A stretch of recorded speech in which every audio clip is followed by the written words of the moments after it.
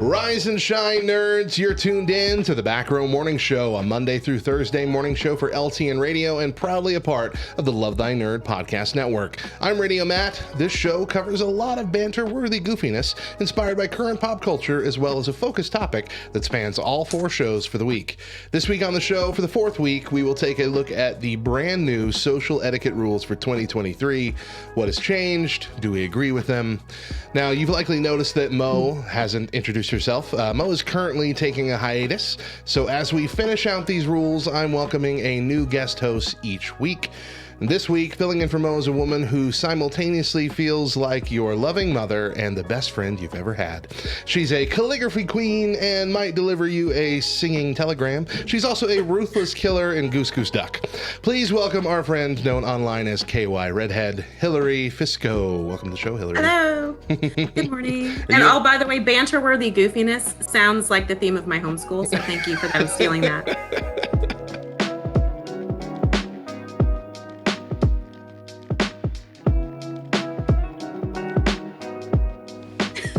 This week, and for the last several weeks, we have been going over the new 2023 Etiquette Guide as published by New York Magazine.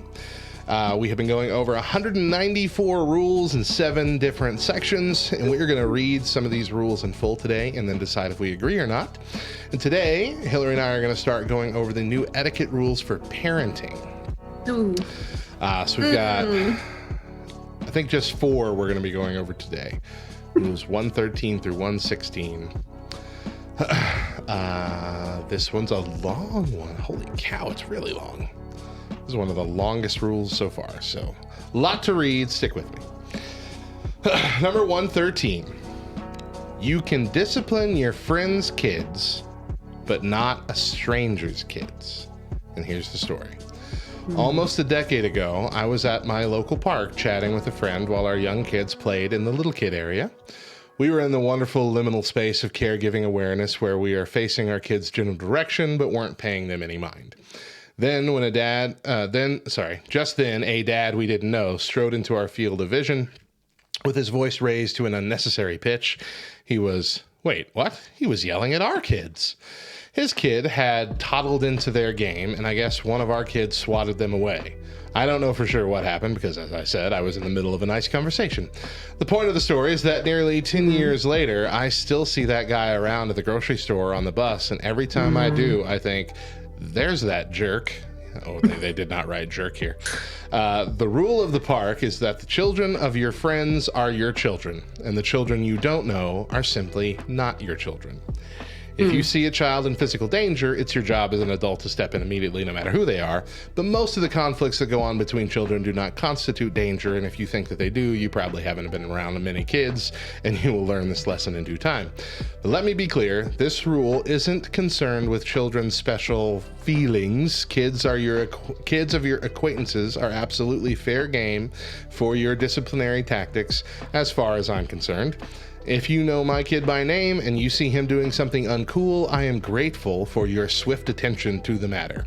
Shout his name across the park so that sound hits him like the impact of a BB gun. Take him to task if you must, but strangers' discipline doesn't teach kids anything but fear and resentment. It doesn't make the park safer.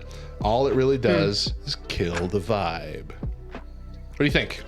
I have so many thoughts. I'm going to explode right now. Let's do it. So explaining terms is a big deal when you're having a disagreement or conversation. And so I would say discipline is the word that needs defining here. A random person, man or woman, walking over and screaming at a child shouldn't happen whether you know them or not. So that's kind of like, that's a no-go for me. And I don't even care if you're my best friend or if it's me, I shouldn't be doing it. But as a teacher, I have the teacher voice and the teacher look and the teacher who looks at recess awareness. And so if I see kids like being rough and a little tiny one comes into their area and they're still being big kitty, I'm not going to yell at them and I'm going to say, hey guys, let's be real careful because now we have a little one here, and maybe just kind of keep an eye out, but keeping it gentle and keeping it kind, which is again, modeling for them, which is a big part of discipline or parenting or whatever you're going to do, call it if it's not your kids. So that's one thing that I would say is like, you have to model that, like yelling if there's mortal danger. Absolutely. Yeah. The BB gun thing right on. I'd be like, no, you know, like get on, you know, get off or you know, stop. And so that absolutely, I don't care who you are. If you're a stranger and you see my child about to walk in front of a car, I expect you to scream.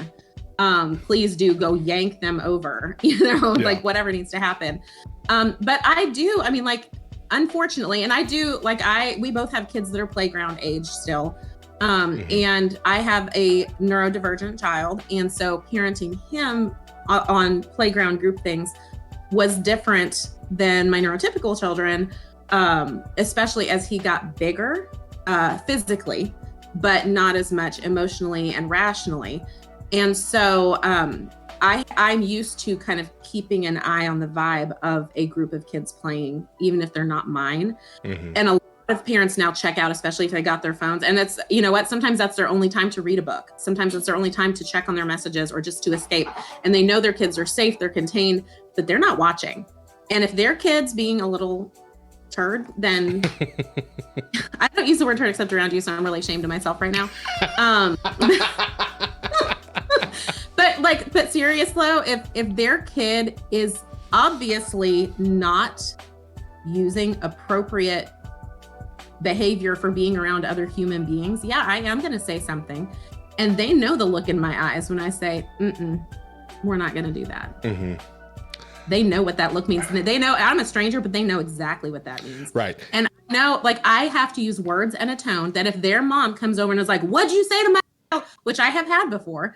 I say, oh, well, I just said we don't speak like that to other people, or that's not an appropriate way to touch someone else or something. What is she going to do? Like, right. I'd yell at her kid. I think just like you're stating, it comes down to like how you're reacting to it. Yeah.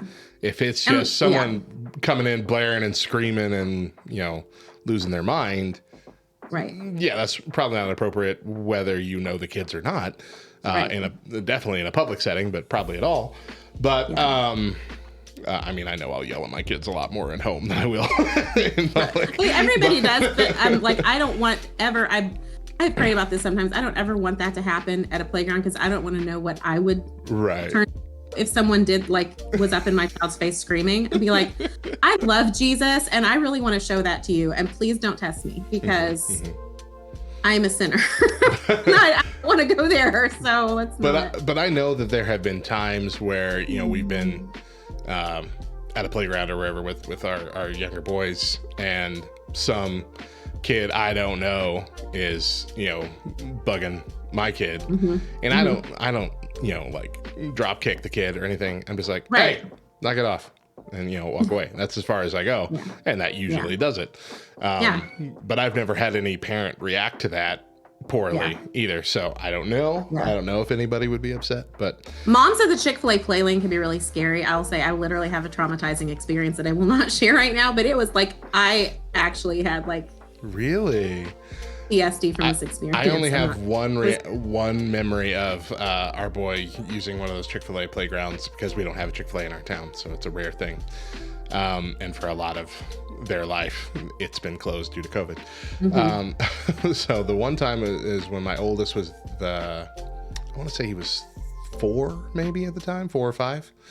And he goes in there and he immediately just makes the best of friends with the only other kid in there. And my wife and I are just sitting there watching going, how is he doing that? We've never been able to do that. Our whole life, even as adults, we can't just randomly become best friends with somebody. Like you and Mo and the Backroom Morning Show are the whole reason our family got involved with Love Thy Nerd. And it's been a couple of years now, but just like we were on the Facebook page, or I was on the Facebook page, and then you all posted like, hey, we're going to do this thing on Twitch. And I didn't know what Twitch was, so I jumped on. And just listening to you and Mo talk and interacting in the comments and stuff like that, I felt such community. I joined Discord and I jumped into Love Thy Nerd, and that was it. And so like you do when I think we're just self-conscious as adults. Probably. So many subtexts and so much like, you know, what do I look like? Is my shirt clean? You know, did I say something stupid? And kids are just like, oh, cool, let's go play. I don't know you. And whatever, we may not speak the same language, let's go whatever, and kids just get it. and they're not even thinking about it. And so I think here, when you guys are in your element and you're just having fun and laughing and talking and being genuine, like you draw people to you, and that's how you make friends. So good job. You're probably right, and I appreciate those kind words. Thank you. So anyway, with this one, I guess there's some aspects of it we agree with, some that it really depends on the situation. But I do agree overall with the fact that, especially our friends, my kids are just as much your kids when we're in a public place. So do whatever's got to be done. All right. Number 114. Don't talk crap about your baby. There's a story with this one too. Here we go. Friend, if I've traveled to your inconvenient neighborhood to meet you for dinner and I ask, how's baby doing? I'm going to need you to parry with something better than baby's fine, boring, shrug, eye roll. There are 1,000 valid reasons why your baby might feel brain-deadeningly boring to you. You may resent the branding associated with this new station in your life. You may want to feel like just you for a moment. It could be that you only want to talk baby with other parents because you can only abide by the commiseration of those who have lived it or possess practical, applicable advice. All fair. But come on. We're long-term friends, not third-tier slackmates. Conversation has always involved taking turns bullying each other with unsolicited disclosure.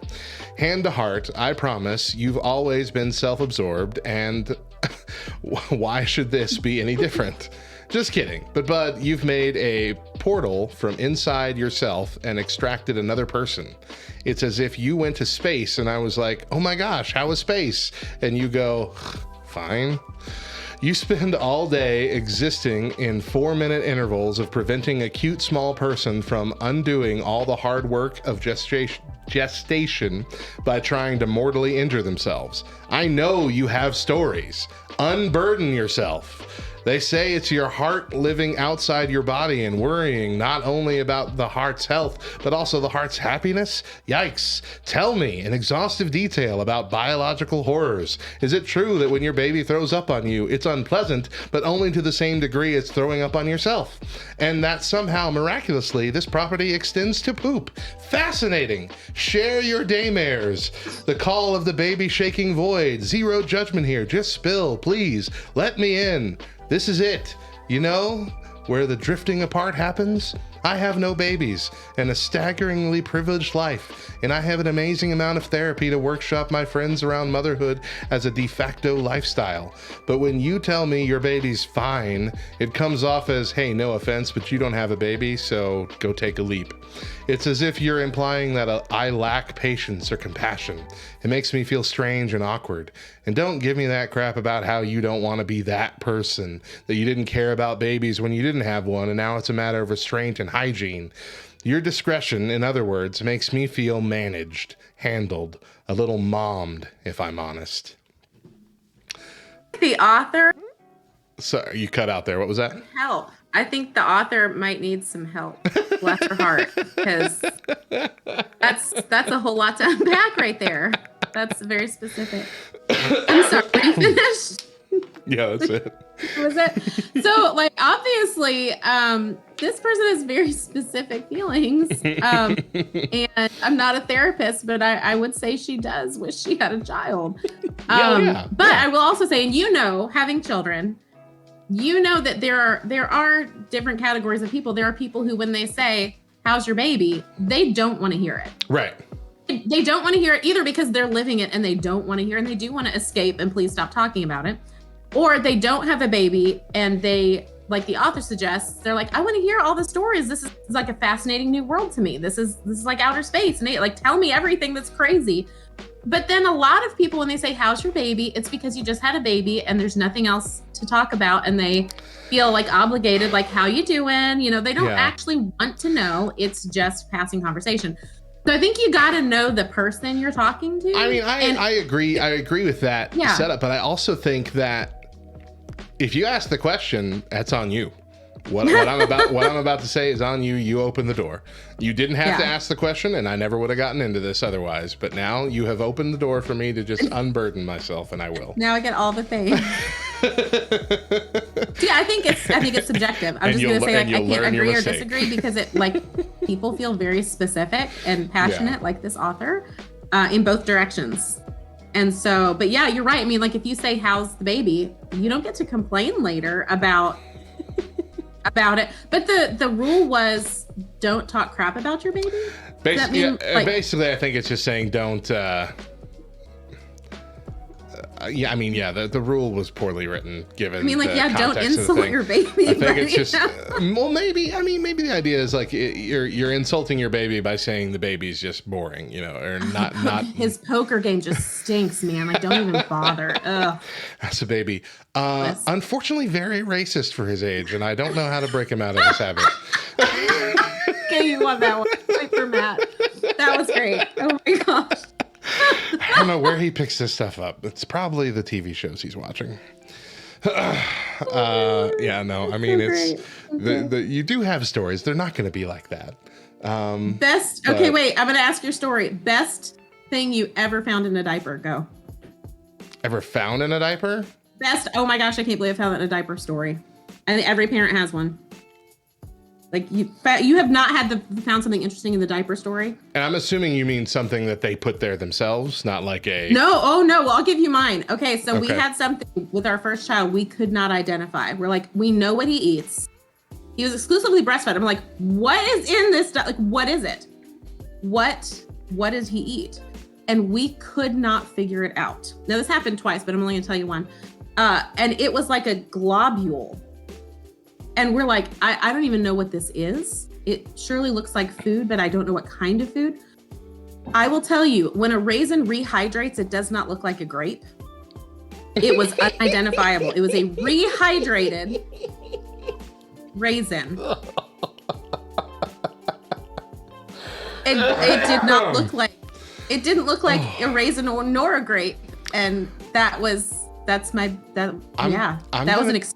We agonized over that. I'm going to be honest. I've probably changed 60 to 70% of the diapers for all three of our kids. I don't have any stories like that. I don't recall anything weird showing up in a diaper. I've seen weird things be thrown up.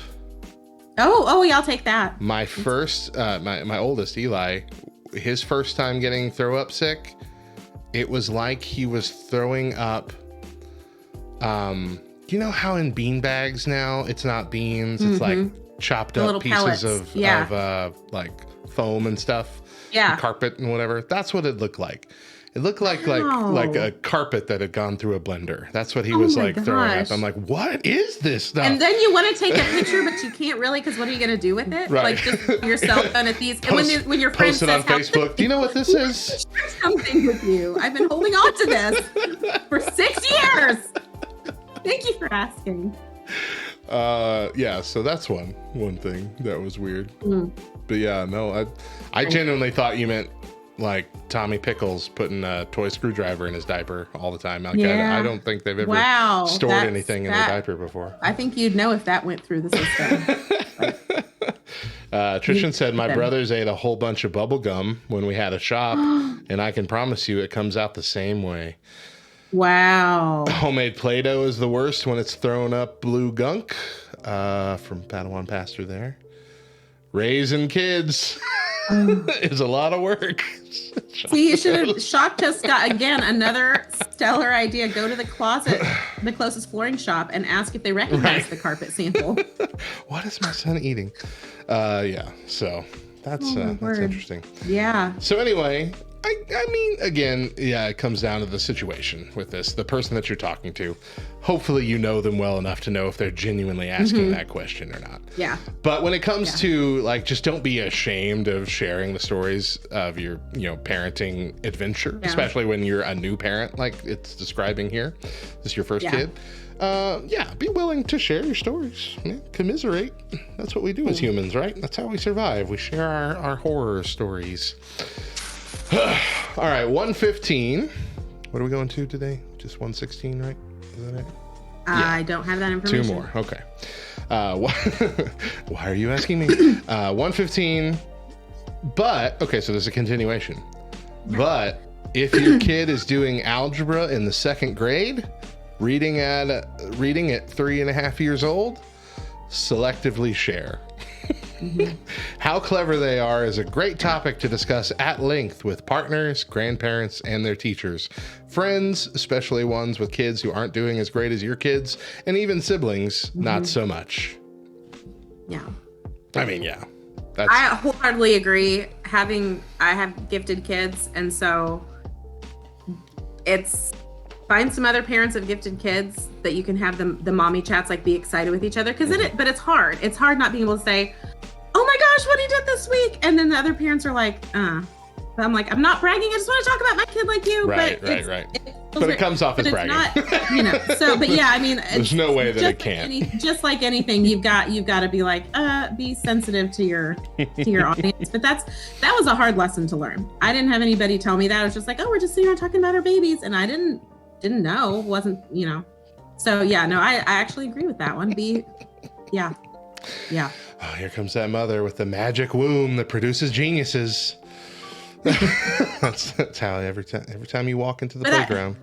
I have found the opposite to be true also, which is weird, that when your child is so far behind or has a developmental delay, again, like I've had that experience, most people don't want to hear about that either. Yeah. Which is also it's very isolating on both ends. Yeah. That they hear, like even if it's a triumph, like, oh, he learned, he can feed himself now, or he started talking finally, or, whatever. They're just like, oh, that's nice. Now let's move on to somebody else.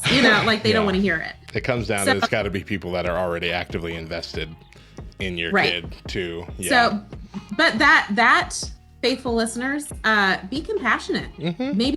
Maybe be the one if the parent is like, oh my gosh, they're da-da-da. Think about how they feel, and be encouraging and supportive, and be community. So this is a good eye-opening reminder for all of us, myself included. Agreed. All right, last one for this show. 116. Also continuing the thought here, the thread. And sharing parenting advice is a no-win game. All kids are different, and you pretty much always end up offending or stressing out another parent. So keep it to yourself and enjoy being quietly smug about your superior parenting choices. I mean, the look on your face, Matt. You talk.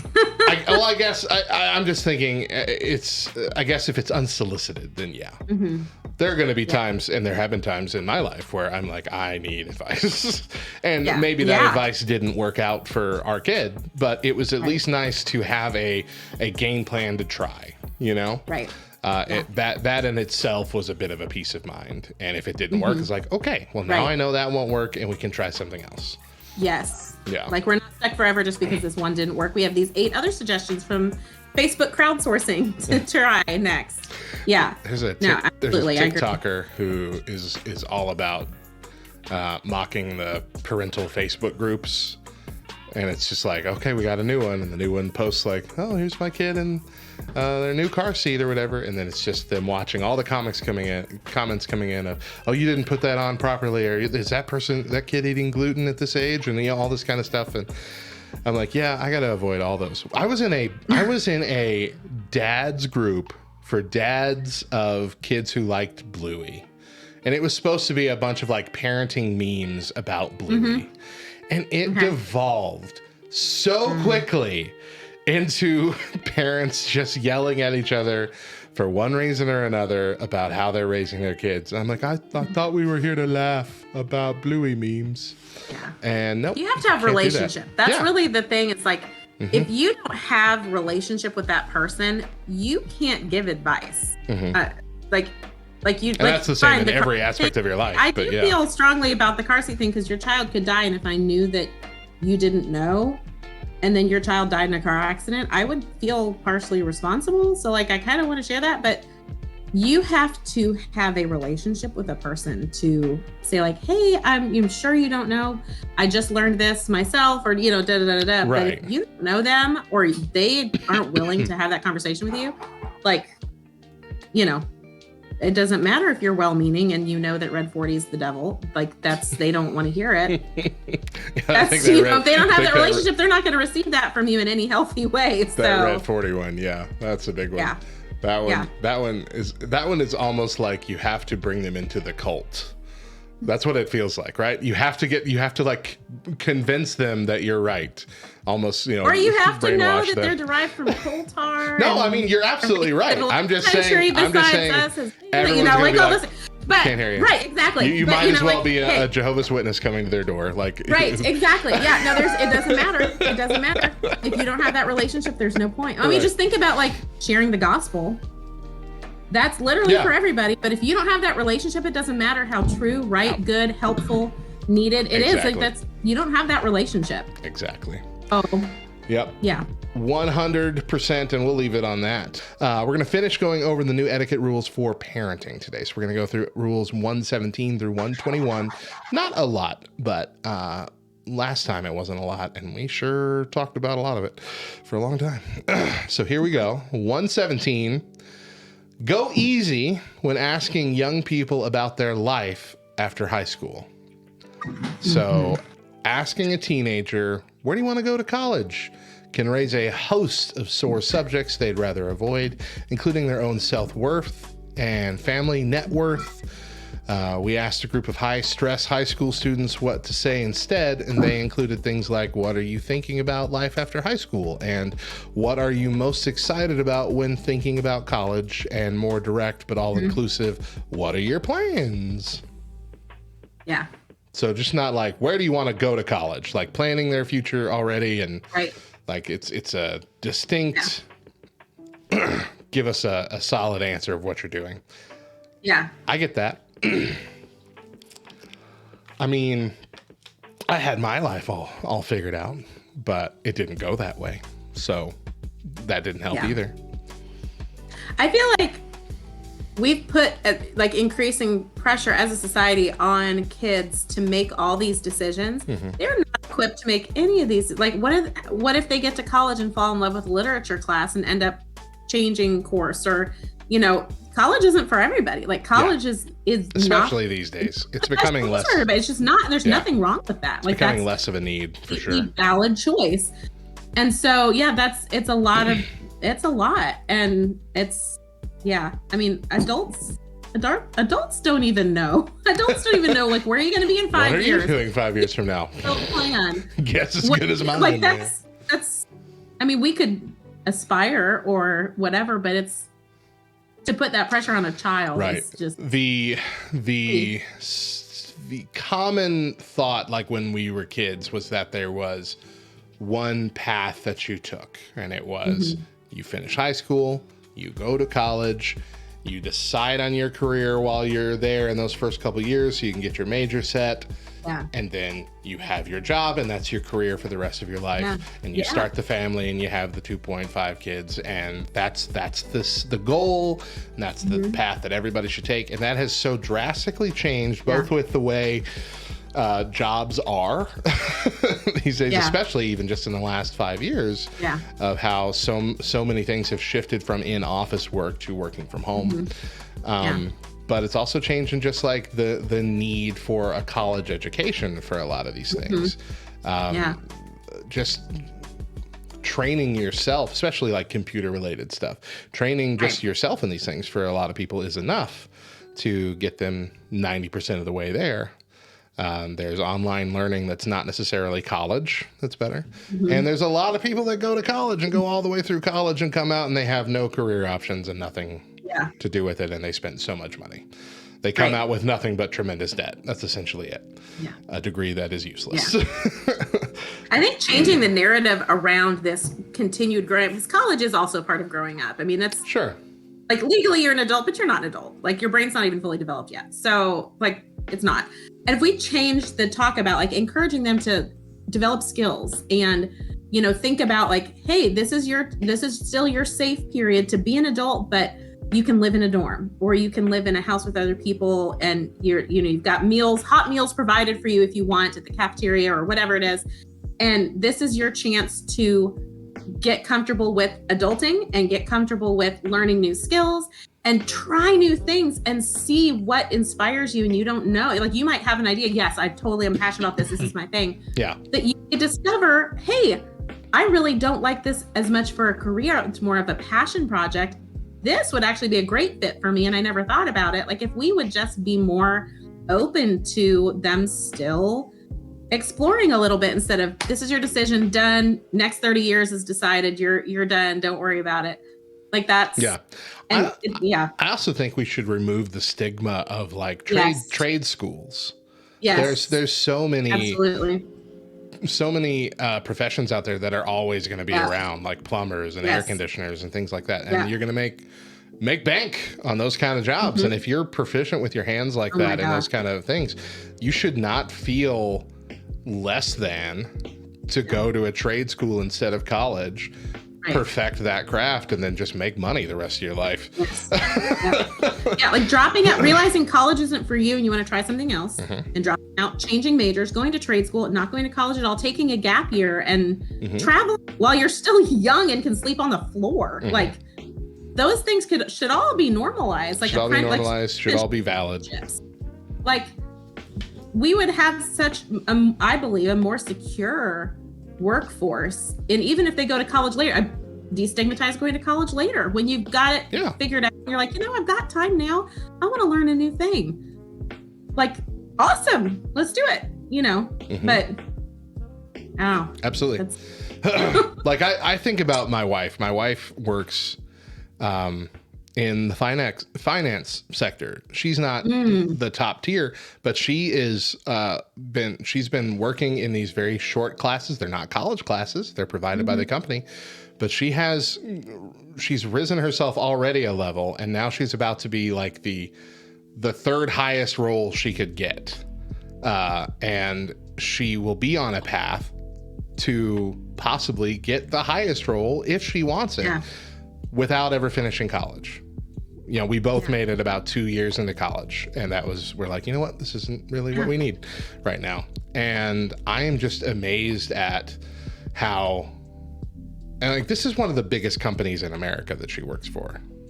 And so I'm amazed that even in one of these big corporations where they've got no shortage of people that have gone to college and could probably do this, she can still work her way up and do this and be amazing at it.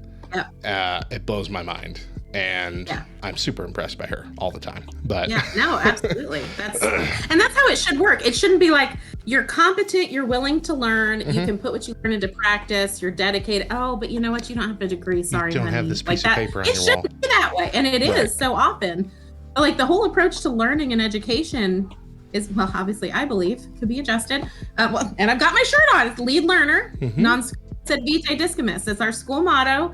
We learn not for school, but for life. Like it's not, I don't want you to check the box. I don't want you to fit a mold. I want you to learn and grow and know more and then do with your knowledge and bless other people and honor God and be able to take advantage of whatever opportunity puts in front of you. If it's serving in a third world country and not going to college and he calls you to that, go, like, I don't know. That's Mike Rowe, Trish, absolutely. Oh, yes. Yes.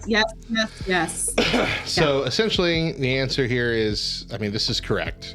Don't ask the question in a way that assumes they're going to take this one specific path and thus pressure them to feel like if they're not, they're doing something wrong. Or that we know best. Right. Like, this is what you have to do. Let them make their plans and let that be allowing mistakes as well. Because they're going to have to make their own mistakes and learn from them. All right. Next one. Number 18. We're moving back to like children, like little children. Here with the rules. Get into the gory details about your kids' various illnesses pre-play date. Were they exposed to COVID 3 days ago? Do they have diarrhea? Let it all hang out and then let the other parents decide how to proceed. I will die on this hill. I will die on this hill, y'all. I don't care if it's a cold. You have no right to give my family a cold. Now, I know you don't know what immune compromised people that we care for. You don't know what we're going through. Like, please, if your kid has diarrhea, Like, just be like, hey, I just want to let you know, here's what's going on. And then you can decide. Great.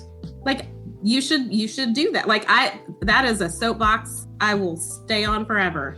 And like, that when it comes to church culture too, that is yes. one of the biggest problems. Because so many families assume, well, we have to be there because I'm volunteering for this and this, so we can't not go. And so I guess we'll just sneak them in and not worry about it. No, stop that. Stay home. It's okay. We've survived before without you. We'll survive one Sunday. Yep. and the whole, we've been cooped up with a bug for so long, we just had to get out of the house. You did not get out of the house like on your front porch. Like, right. No. Go to the backyard, guys. That's why you have it. Oh gosh, no, y'all, I promise I would rather you leave me in the lurch and short a volunteer, we will get through it, than you bring something that goes through multiple families, waves, and keeps us all down for a couple of weeks. Like that, it's so not worth it. It's so not worth it. I'm sorry if you have to miss out on a big thing. It stinks, and I sympathize, but no. Shock the toast. We spent way too much time without infecting anyone. It's getting boring. Yeah. And cough and sneeze deep in your elbow pocket. That's like if I can see Dracula. your nose and mouth, you're not covering it. It's not like just, I mean, please. Yeah. Please don't do it in your hand. Don't be Joe Biden, who keeps coughing in his hand and did it all through COVID. It amazes me when I'm with adults and teachers and medical professionals and they're like, and I'm like, I'm wiping it off on my pants. Don't worry about it. I don't even care if you just now like wash your hands right after. You shouldn't ever be doing that. Right. Don't do that. Wipe your hair with it. Sorry, this is my soapbox. Would have thought that education would have been no. Stop it. No. All right, 119. Be clear about the kind of birthday party you're hosting. Are you feeding them? Am I supposed to stay as a parent? Yep. Are siblings welcome to come? Is this a no gift party? Yes. All of that should be on the invitation or in the Facebook event 100%. or whatever. Easy peasy. Do it. It doesn't have to be a surprise. Just tell us what to expect and all the things that go along with it. Yeah. Don't make us ask. That one's easy. Tad says we're hitting all of KY's soapboxes today. you are. Thank you for saving all of these for me. I feel very passionate about all the things. All right, number 120. Continuing on with birthdays. Even when a kid's party says no gifts, you're supposed to bring a gift.